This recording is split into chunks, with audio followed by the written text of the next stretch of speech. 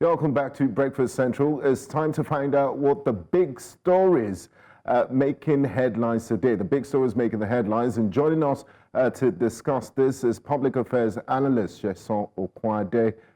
Thank you very much for joining us, Sesan. Yeah, good morning, Benga. Good morning, Joe. Good morning. To our viewers across the globe. Glad to be here.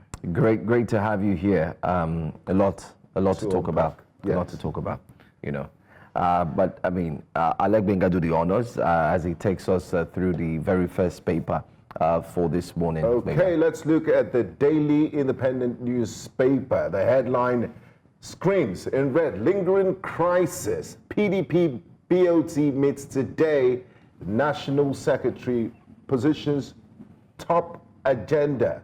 And the writer says, as Governor Mba Wabara and others will be at the stakeholders meeting.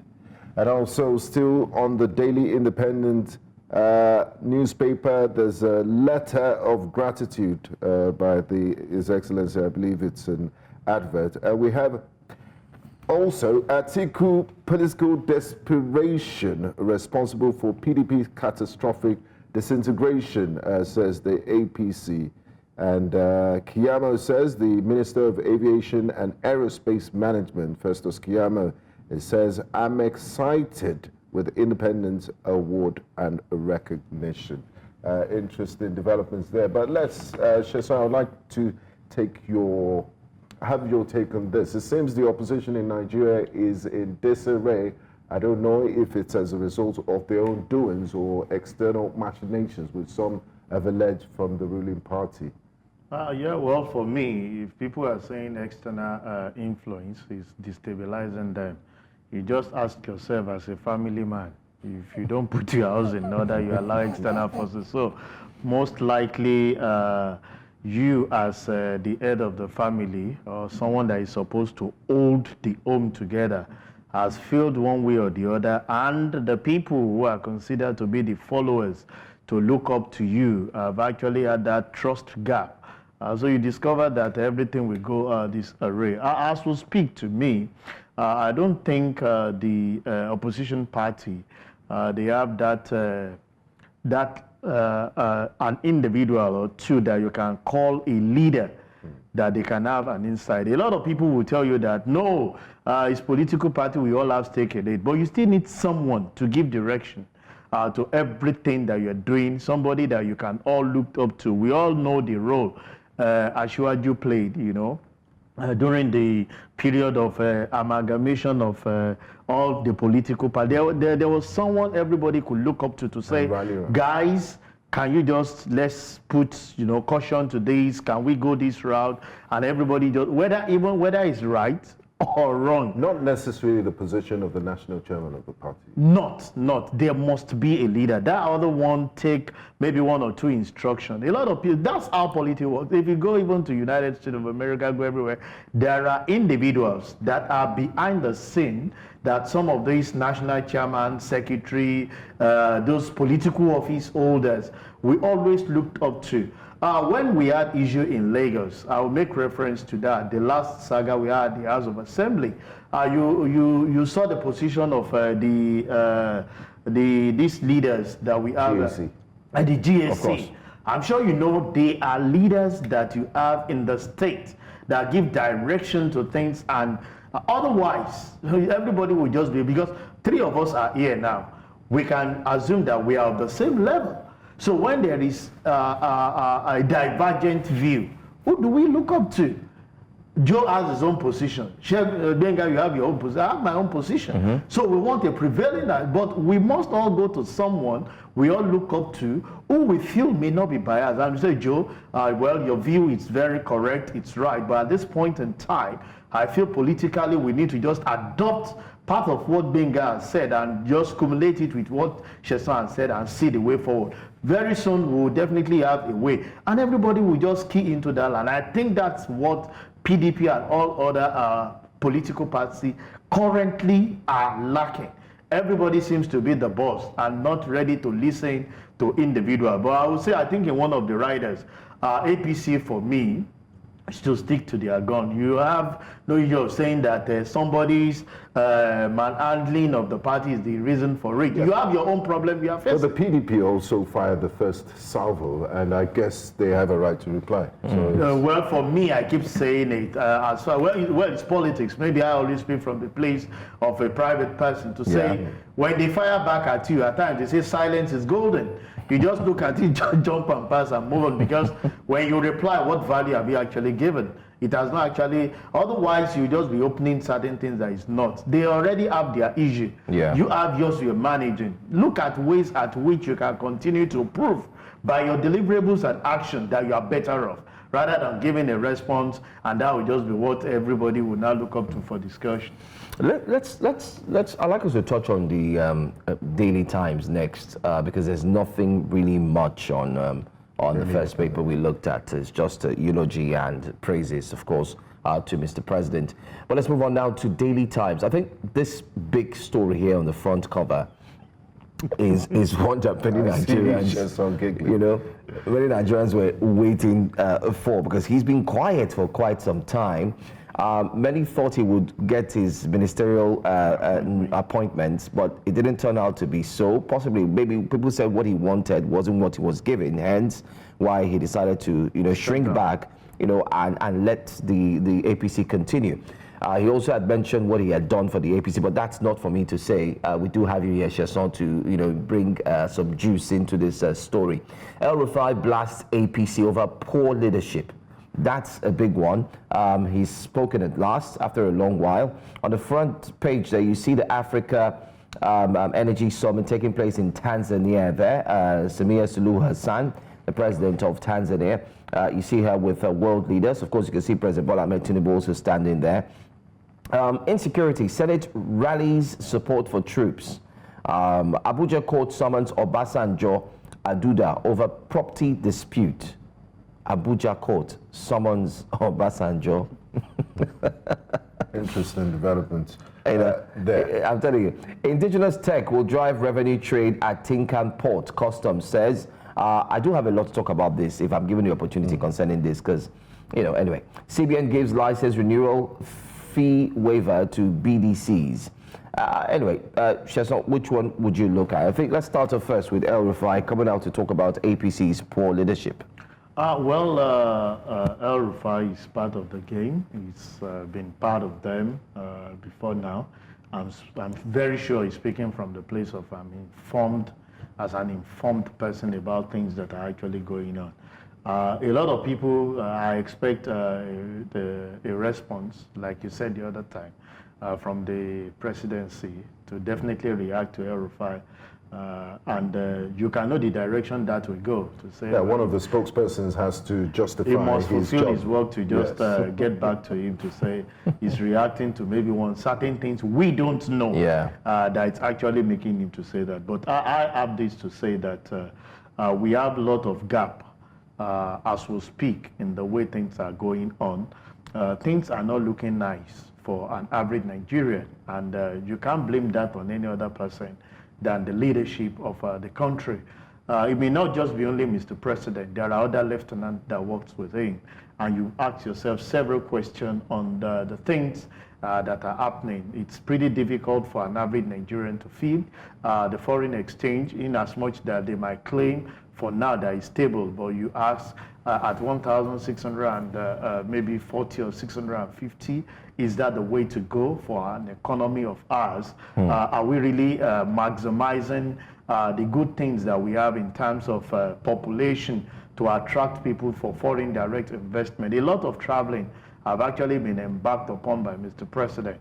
Have we seen the impact of that creating and reducing unemployment in the nation? The answer is no. The level of insecurity have not allowed even our farmers to go to farm to increase the bait at which we have more food in the environment. We still have this series of issues that is bedeviling everyone. People wake up in the morning and they find it difficult to have direction of where they're going. So you don't blame that on anybody. You blame it on leadership, because if we've had it right to say As at the time Mr. President came in, the dollar was about 700, between 5 and 700. And as of today, we are getting it to be at 80 naira per dollar. I'm sure they will not give kudos to Joe or Benga or myself. They will give it to the president. Of course. So they will give it to the leader. Let me put it that way. So if he's talking to us this morning that we have poor leadership, he's to tell us that there are things that have actually lost guard, that we are not saying that if the leader is firm on it, I think we'll have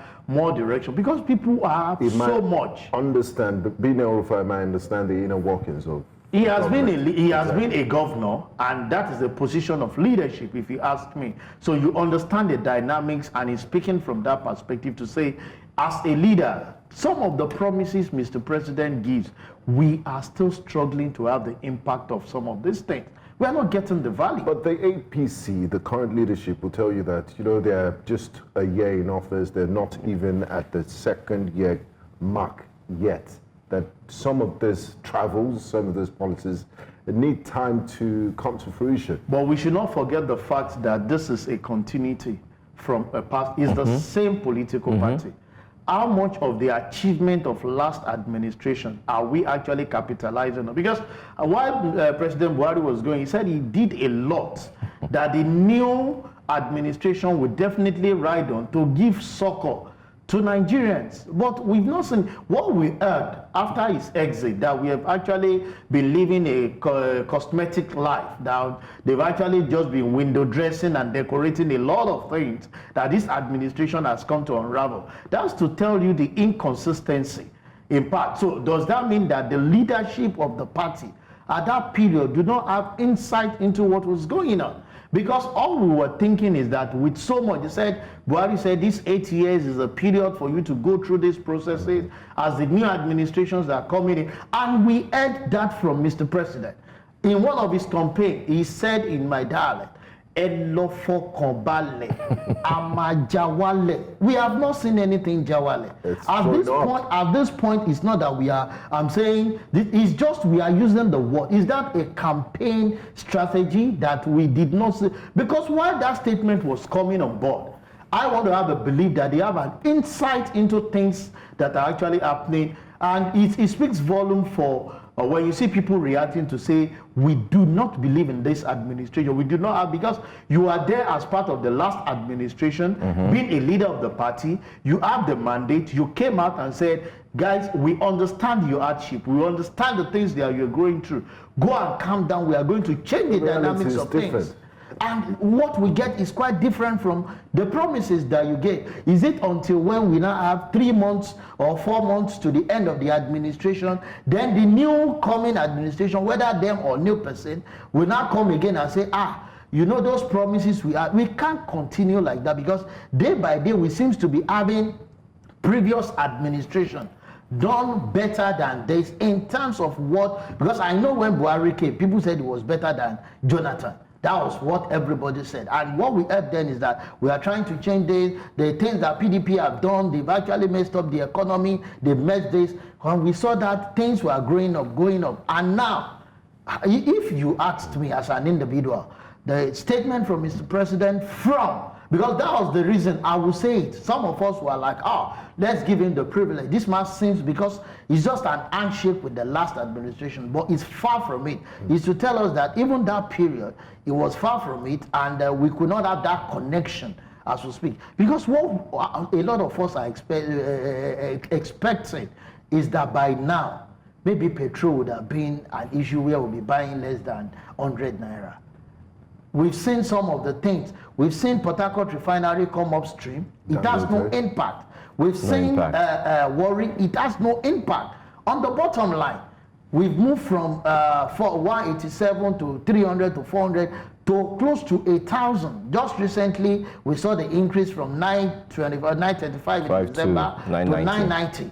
You can imagine. They say we're using global oil prices, commodity price. But I've seen thanks to that number that when the global prices reduces, we don't key into it. We don't also use the global price. Increases, we can do that within a jiffy. Exactly. I remember when the cost of petrol was reduced in December, a lot of people said they are still selling at the old price because they have old stock. But when you increase, you don't sell at the old price. to the people. You sell at the prevailing price for that period. It's a failure, and I will continue to say, it's a failure of the system and weak institution on our path. And the people that are assigned are the people we refer to as the leader. So we must work things out. Businesses are not smiling. I must let you know. A lot of organizations cannot even increase salary because they are not making ends meet. They are retrenching day by day. People are losing their job. And when you have more people not having access, look at the kids said the tax reform is a game changer. We've been on this battling for a while. If indeed we have good handshake, we should have had this considered and see the way forward to see. If businesses are not growing, there is no how the economy can grow. And that's why we keep advocating that government needs to be intentional. You've given us those promises. After 1 year, in the next few months, we'll be looking at 2 years in office.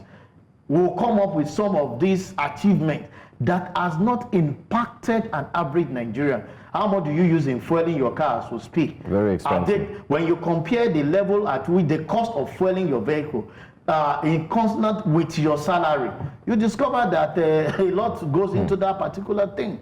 And people will ask you, must you go to everywhere you are going? Exactly. If they call you for business appointment, can't you have virtual? You have to come. Can't you do virtual? Virtual. There are certain things you can't do virtual. You can't. As a business person, because you need to understand the body language of the people that wants to give you the so business. You know if you it's not about speaking. Exactly. So you know whether you have to waste your time or you move on to what's next. To another thing. So, sure. And those things are sinking cost on the part of business owner and for them to and grow. cost of energy too is a factor. No, we don't want to go to that area, but maybe we just, I learned there is a presidential initiative in power sector to give free meters to those on band A. Whether that will create a kind of well, what about those on band D? No free meters. Band D. Band D.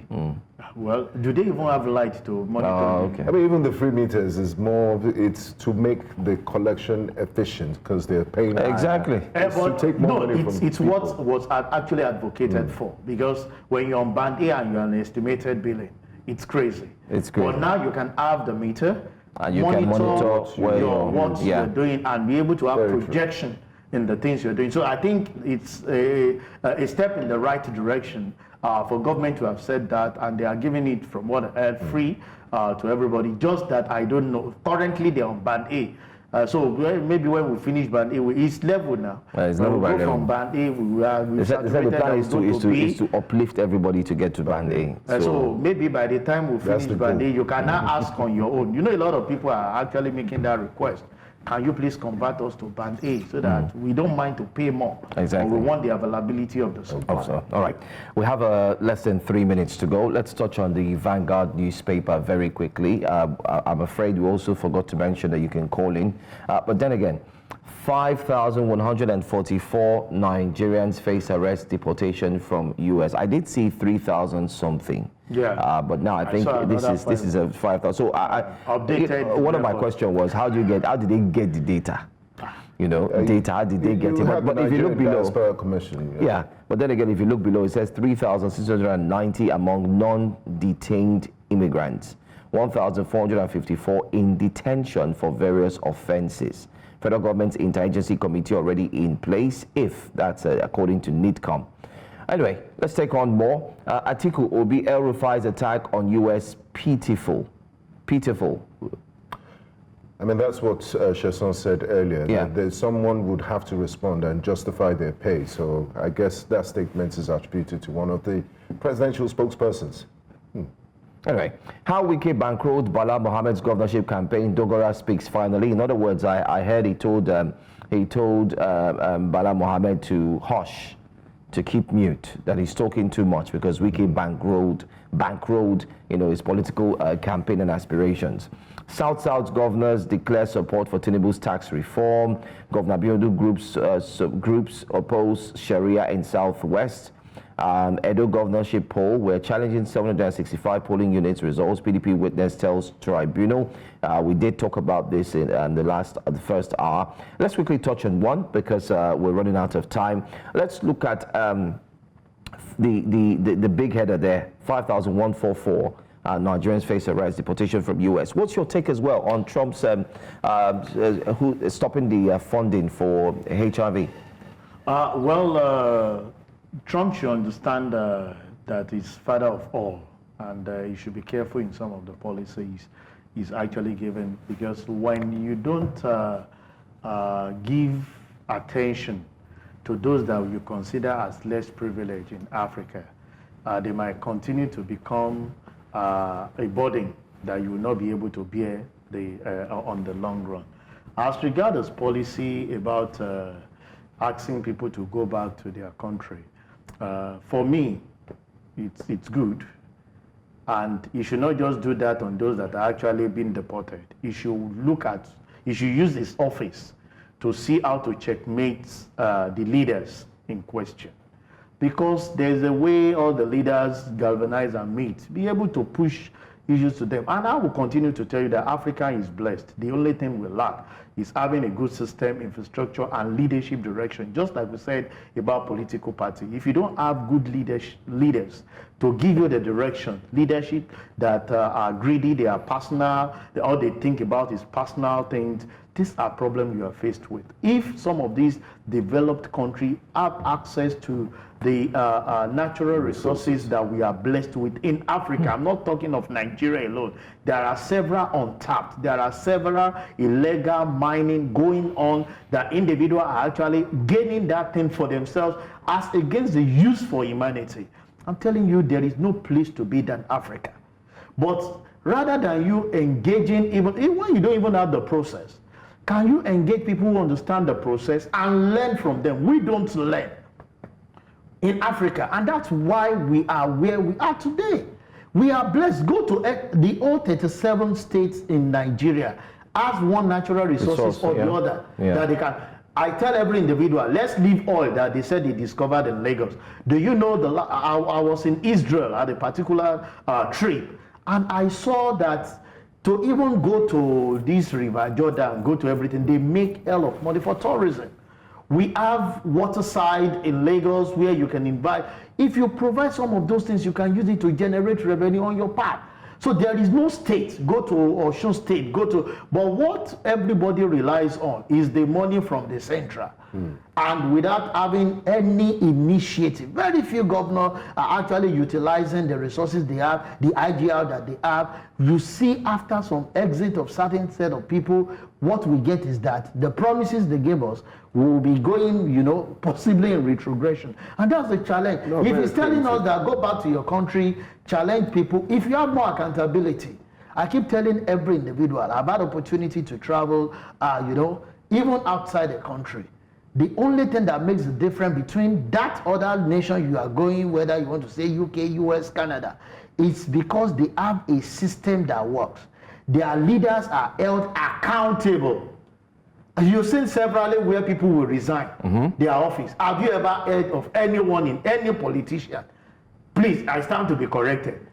After gaining office. I think the Prime Minister of Slovakia resigned a few days ago because of a disaster that happened. We've been seeing all those tankers taking hundreds of lives, and no one person has been. Nobody has also been brought to book. Nobody has been accountable. We just saw Canada, Tribune, saying, "Listen, I'm done. I'm done." So that will not happen, and those are the things we're saying.